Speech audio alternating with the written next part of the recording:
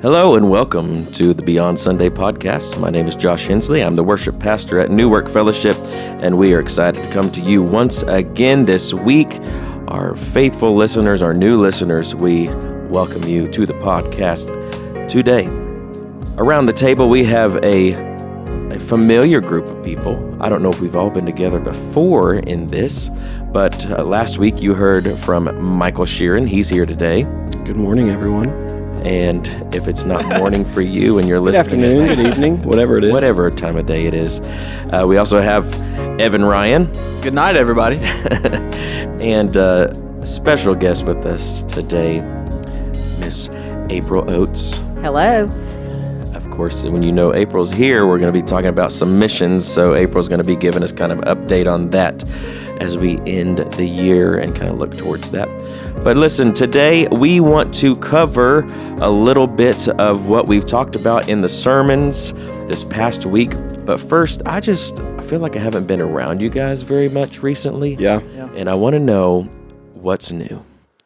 Well, things in my life and my family's life is about to drastically change. Today's Tuesday, actually, and 3 days from now, we're going to be getting a cat. How do you feel about that, Michael? Michael.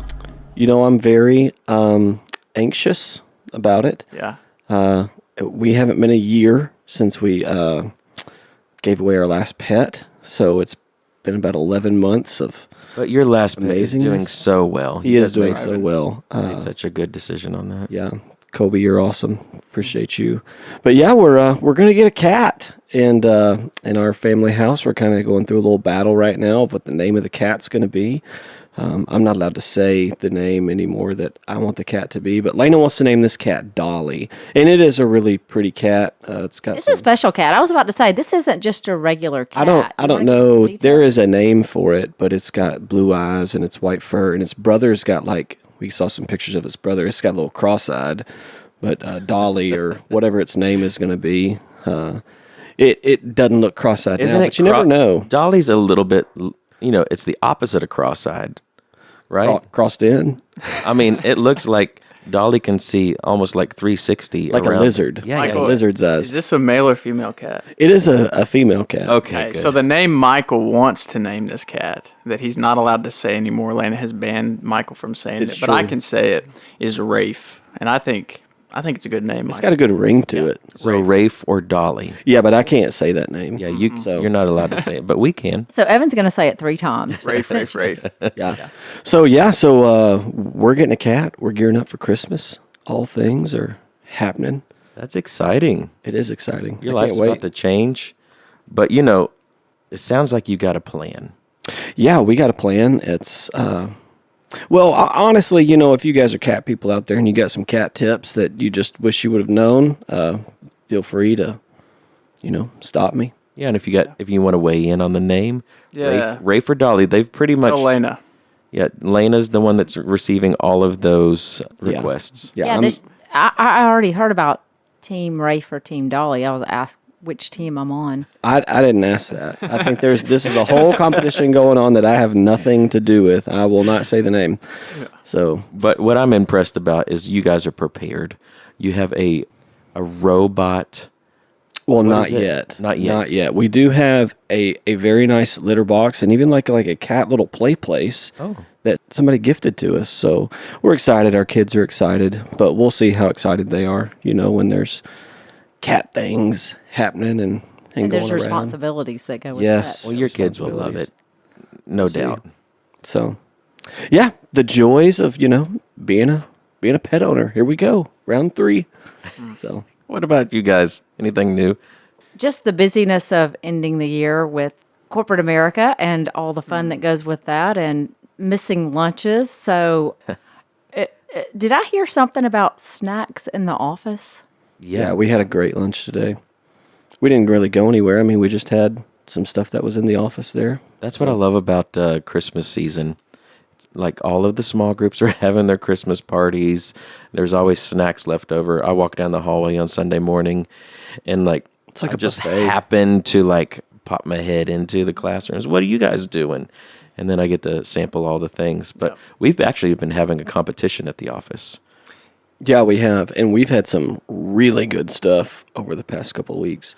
Well, it started with Jennifer Heltzley. She brought in, her and her boys made Oh, yeah. these That was so amazing good. treats, and I pretty much polished it off in one sitting. I was going to eat one thing and maybe take it home to the rest of the family. I had but- one a day. I did too. really One a good. day. Well, I ate one of yours too while you were out. Well, I had 3 then.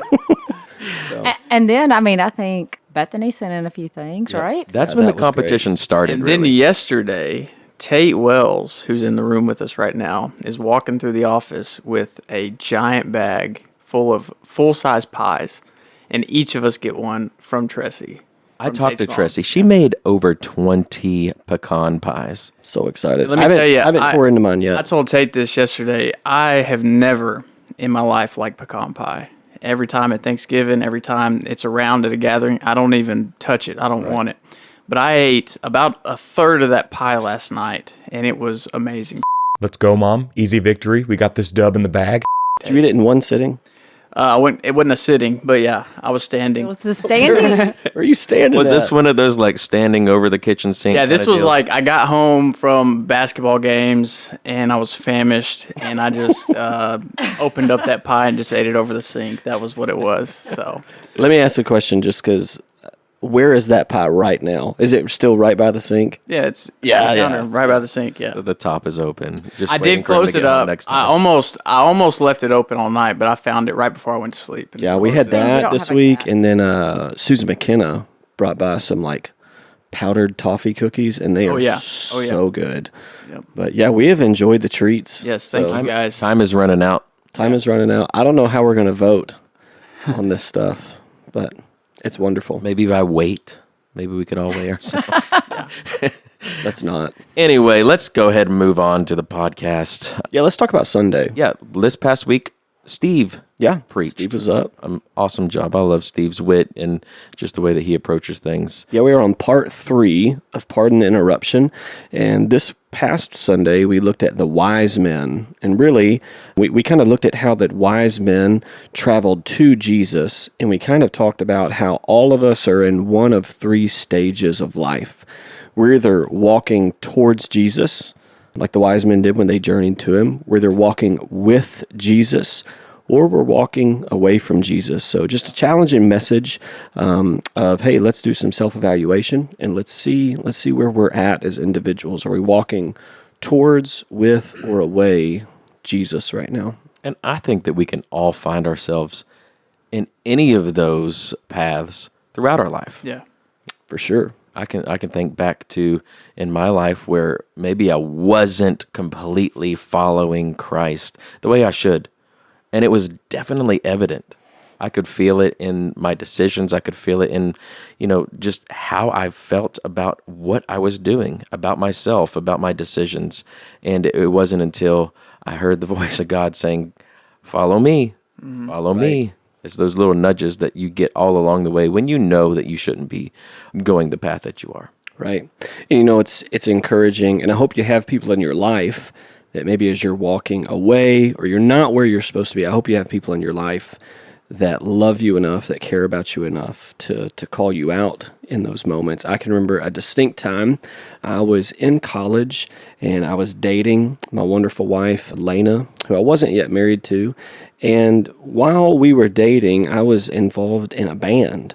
And man, we would practice a lot. We would play shows in Nashville and kind of started taking over parts and portions of my life and kind of got involved in some stuff that I probably should not have been involved with.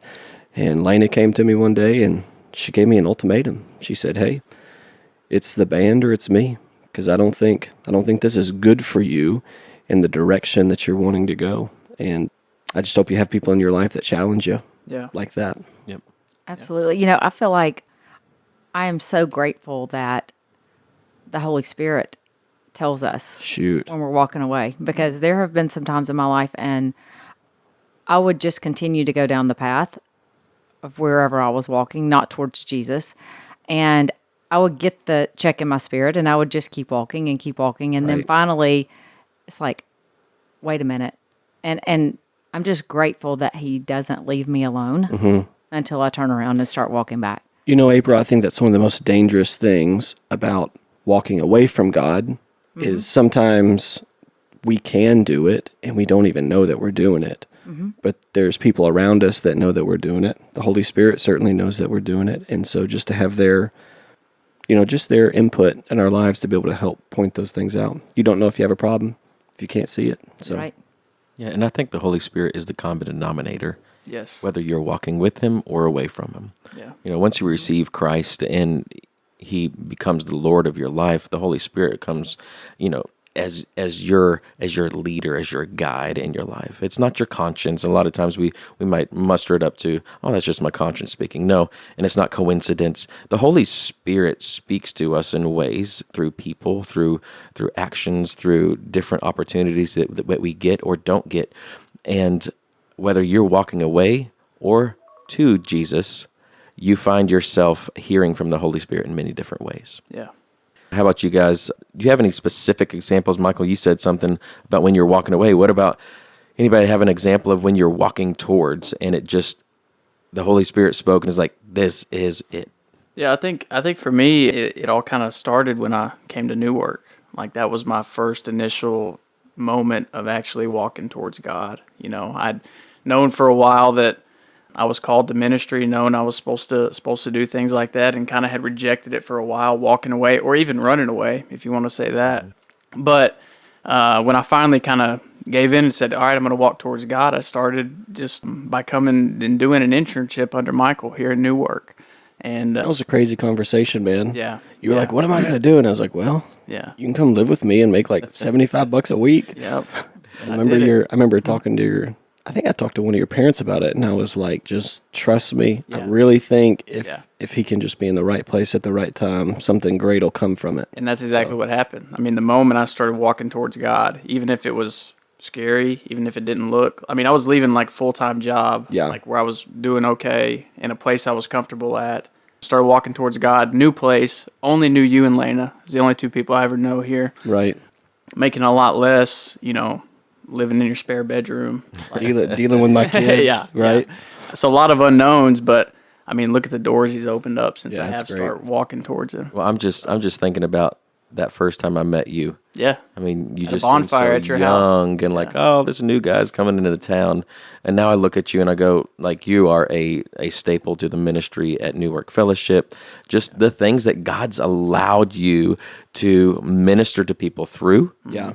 And how he's grown you. Oh, yeah. It's amazing to see. And I would say that was you listening to the Holy Spirit and walking towards God. Yeah. God opens the doors, God does the things, and you just walk through them and experience what God has in store. So actually, Michael's said about the first time we ever talked about it. It was a time where I called Michael out of the blue when I knew I was feeling the call to ministry. Evan was in my very first children's ministry and student ministry that I was a part of in Arkansas. And me and Michael, at this point in my life, we hadn't really talked in probably a while, probably a year or so. Yeah. And I was scrolling through Facebook and I saw Michael, hey, he's at this new church, Newark Fellowship. Never even heard of it, never seen it, but I saw on Facebook, man, there's a lot of good going on here. It looks pretty cool. And I really wanted to just tell somebody because you were the first person I really told about my call to ministry. So I called Michael. He started talking about, what all the call to ministry means, talking about different things. And then he mentioned the internship. And I remember sitting on my couch, and, Josh, you're talking about the Holy Spirit, feeling the Holy Spirit. I remember sitting on my couch in the basement as I was on the phone with Michael.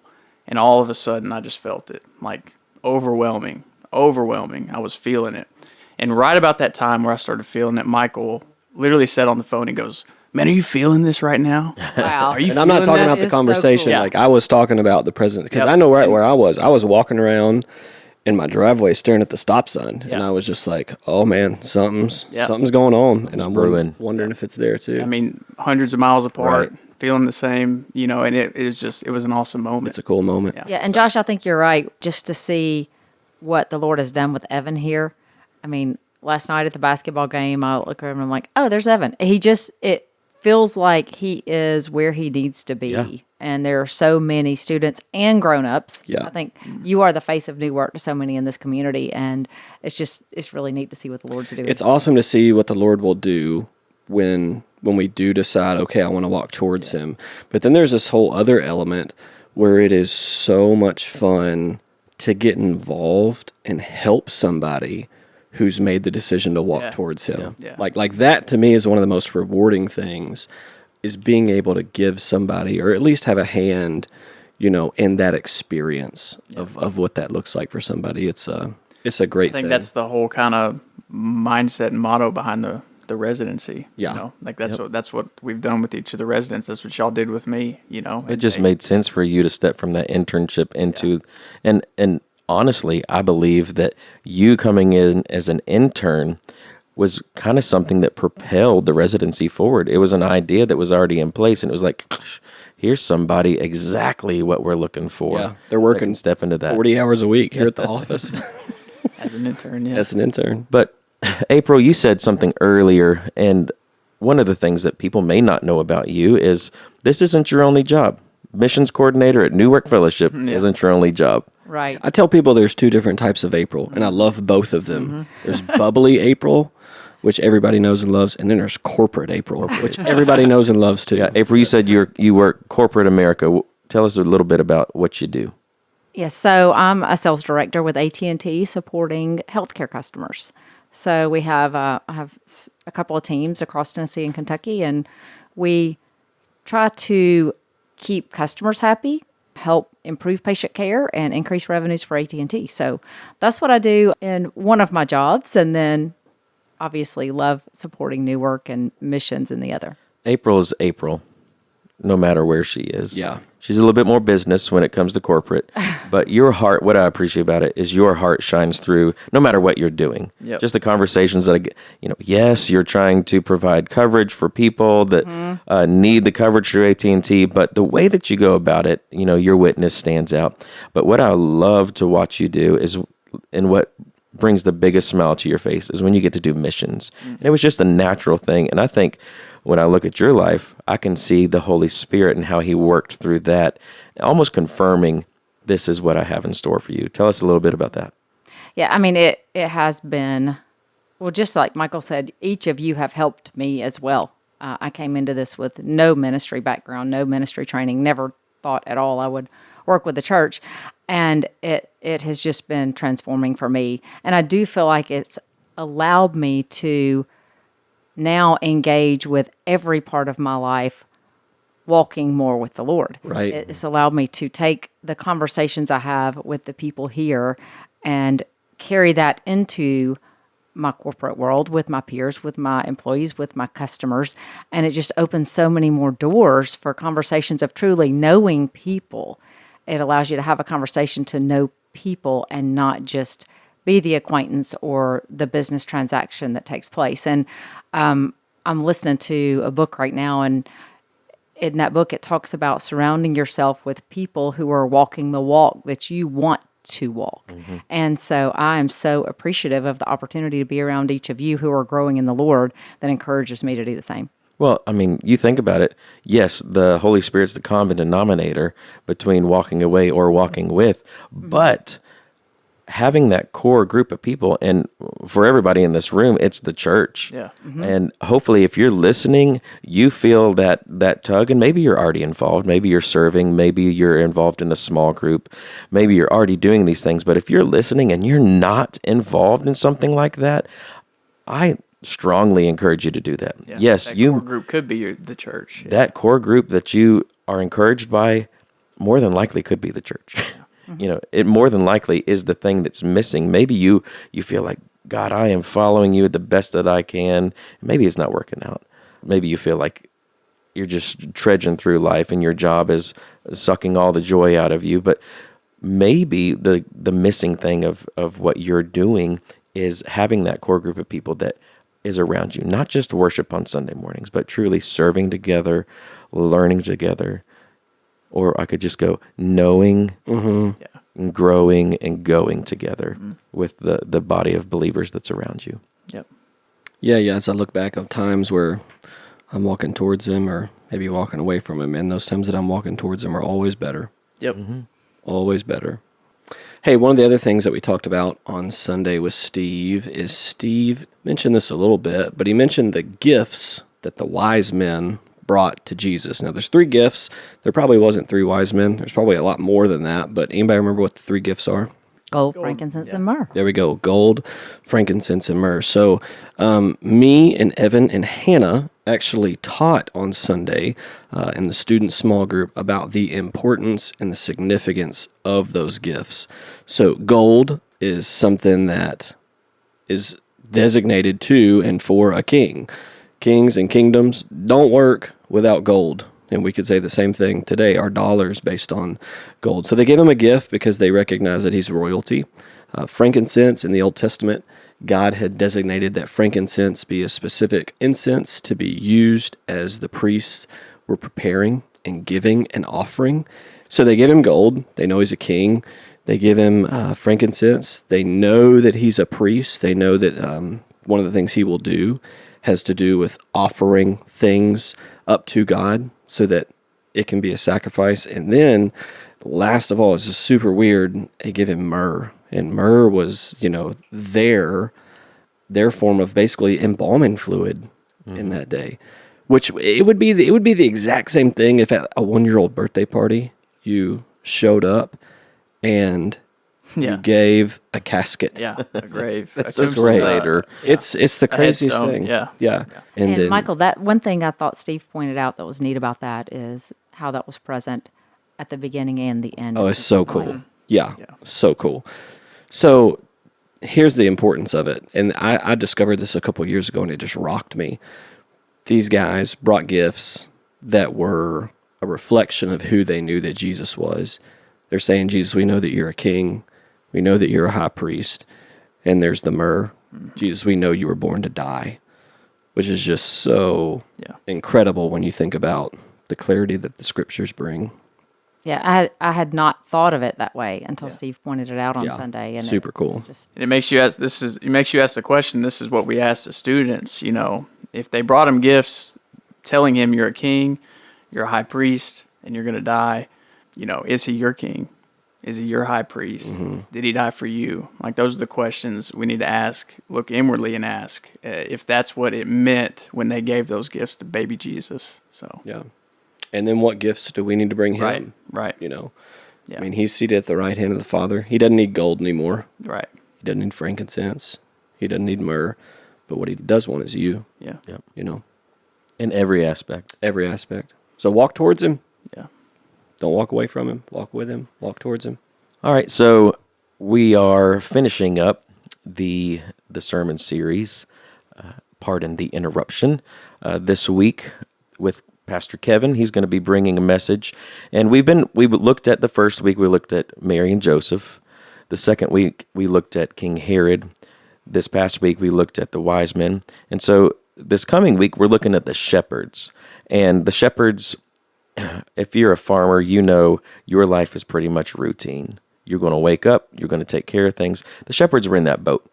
They're going to take care of these sheep. They're going to move them from this field to this field. They're going to watch over them. Their lives were filled with this monotony, and maybe we find ourselves in that kind of arena as well. But the cool thing about when the first people that angels came to were the shepherds. And the shepherds were considered the lowliest people on the face of the earth. They're the zookeepers of society. Pastor Michael is not saying that zookeepers are the lowest of the low in society. He does not believe that. I think. They stank. Yeah. They were around sheep. Can you imagine the conversations they had with the sheep? Probably a little bit weird like me. But God came to them first. And despite their status, despite who they were among their people, the shepherds were the first to receive the good news. And that was such a divine interruption for them. And so they were the ones that carried the joy into that. And we even look at the hope that comes with Jesus Christ. And that's kind of what we're talking about Advent this week as well. That's what's coming up. Kevin's bringing it. And then we also have Christmas Eve, a week from today when we're recording, Tuesday, December 24th. We have 1 o'clock. 4 opportunities. Michael, go ahead. 1 o'clock, 2 o'clock, 3 o'clock, 4 o'clock. 45-minute services. Mm-hmm. No childcare. All family. It's family style. Family style. There's going to be a lot of stuff going on. One of the favorite things that's going to go on, though, is every Christmas Eve for, I think, the last 5 years, maybe 4 years, we have taken up a benevolence offering. Yeah.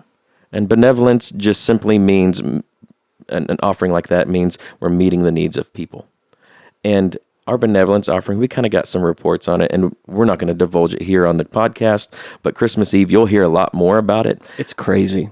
It's amazing. It's crazy. It is the very definition of my cup runneth over. Yep. Yeah. Of what is going on with our benevolence fund. I can't wait to tell people. And you'll hear about it then. Yeah. You got to wait. So exciting. But we are collecting that, everything that we collect with the benevolence offering, and that's the only offering we're taking up on Christmas Eve, unless you designate it otherwise, goes towards benevolence. And that positions us for the next year to step into those needs when they arise. But we also have another offering coming up, and that's one of the reasons we have April here with us today. The 29th of December, we are collecting the year-end missions offering. April, tell us a little bit about that. We've been talking about it for maybe a month and a half now. Yes. So if you have been in service or at New Work, you have noticed over the last few weeks, we've talked about our mission partners. We do collect this offering every year on December 29th this year, and all of this money goes directly to those mission partners.